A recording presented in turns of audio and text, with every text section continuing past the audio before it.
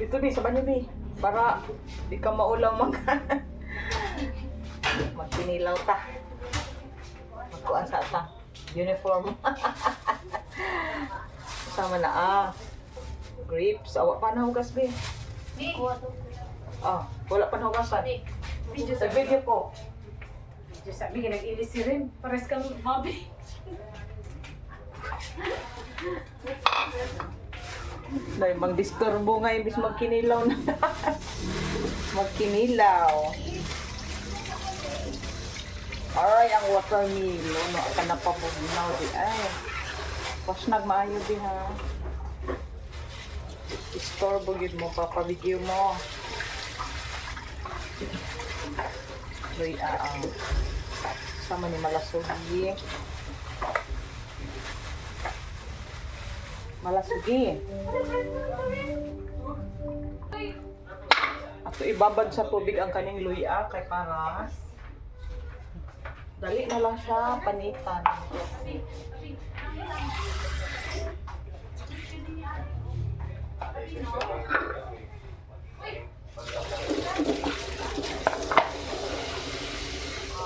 Magkinelaw.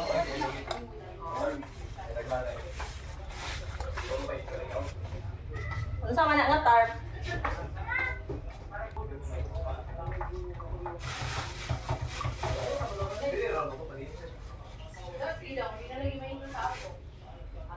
Kaon sa grips.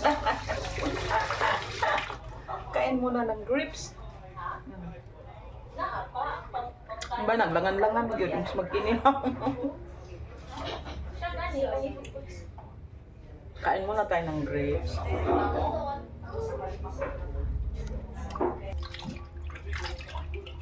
I-wash natin ng maraming bisis para clean na clean.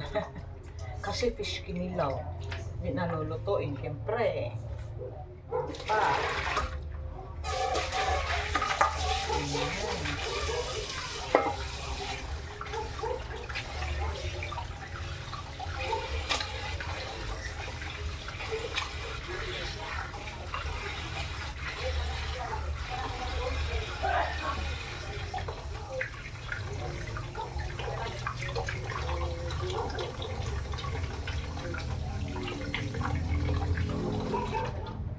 Tapos na maghugas.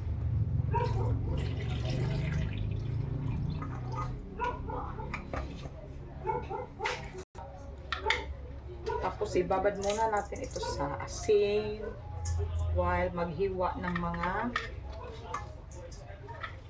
spicy.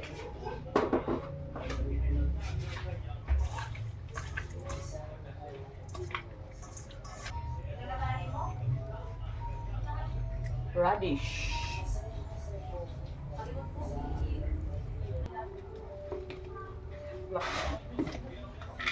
Slice natin ng manipis yung radish. Tapos lagyan ng asin at saka suka.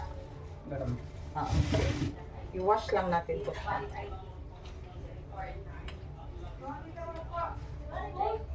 Parang i-wash mo lang sa suka at saka sa asin para mawala yung unwanted taste. I-ano muna natin. I-sit aside. Dito tayo mag-mix kasi ewan ko ba nasaan yung isang malaki. Mas mabuti dito ang yung suka kaysa dito yung may chemical reaction. Ito yung itinuro sa amin.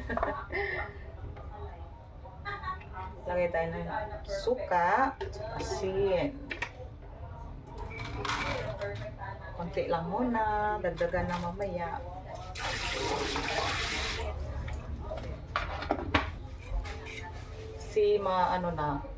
Yung balat niya malambot. Iganyan mo na lang. Diba, madali.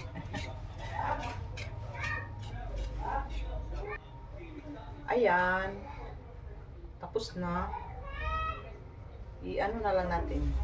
I-kuskus dito, yun ang gusto ko yung. This is my secret. Ngayon, na-reveal ko na. Para makain din natin yung ano, yung luya para sa langsa. Ayan.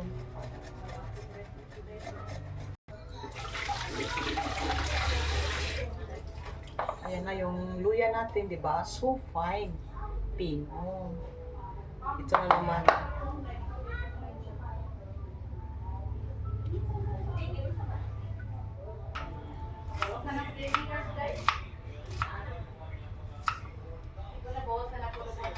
Yan, ganito siya ka-fine.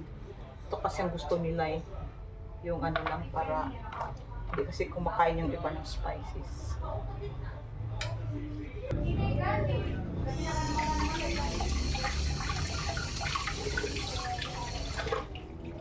Gagamit ako ng kalamansi at saka biyaso. Tapos yung biyasong iganyan mo para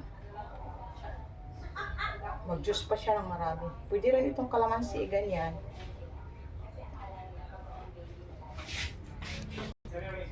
Ito na yung ating biyaso. I-press din natin, squeeze, pero i-ano natin dito. Yung kalamansi, i-ano natin dito. I-salat.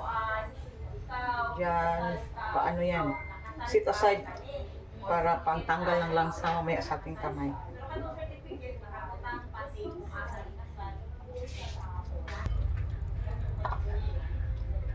Ito yung ating labanos or radish. Yung pipino is ayaw kong balatan kasi yung balat meron din siyang ano, sustansya. Iganyan ko lang siya para may design siya pag na-slice na. Ganyan mo lang sa fork.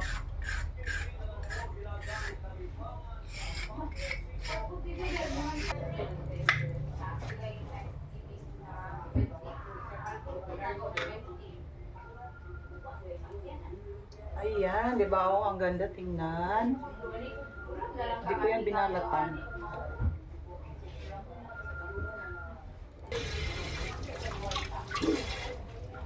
And this is my twist. Carrots. Diba? Tapos i-ano mo lang dito sa yung malaki. Yung luya kanina dito. Itong carrots dito.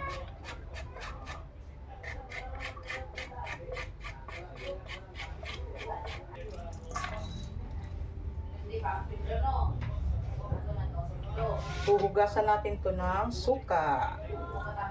Ayan. Ayan. Tapos, piga lang natin ng konti. Yan hindi masyadong ano. Baka hindi na ma-form na fish. Yung ganyan lang. Ayan. Mix na natin, ayan. Medyo ano lang ito eh, kasi maliit yung mixing ano ko, materials. Masarap yung kinilaw pag kinamay. Anyway, maglinis naman yung kamay natin. Grabe na hugas na.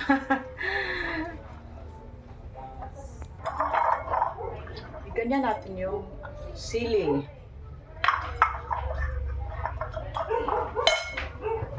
Lagyan natin ng konting suka siya.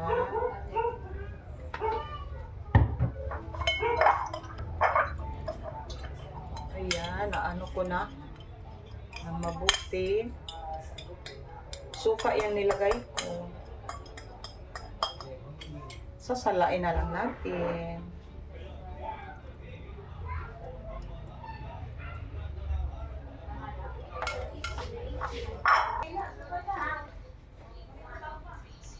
Tikman. Ayan. Ito. Tapos yung carrots.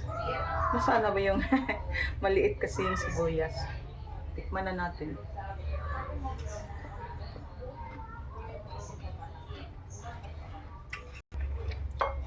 Lipat natin sa serving bowl. Kasi may gagawin pa ako. Yan, sakto lang yung timpla. Hindi ko na dinagdagan.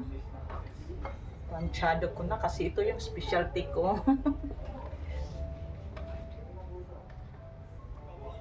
Ito yung last. I-ano natin. Nagtira ako para pang toppings. Actually, ito ang nire-request ng family ko. Basta kinilaw gusto nila.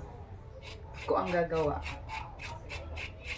Yung isa kong anak, nakuha na niya yung aking ano. The way how I make kinilaw. Ayan na siya. Ayan. Thank you for watching. Ayan. Thank you. God bless all.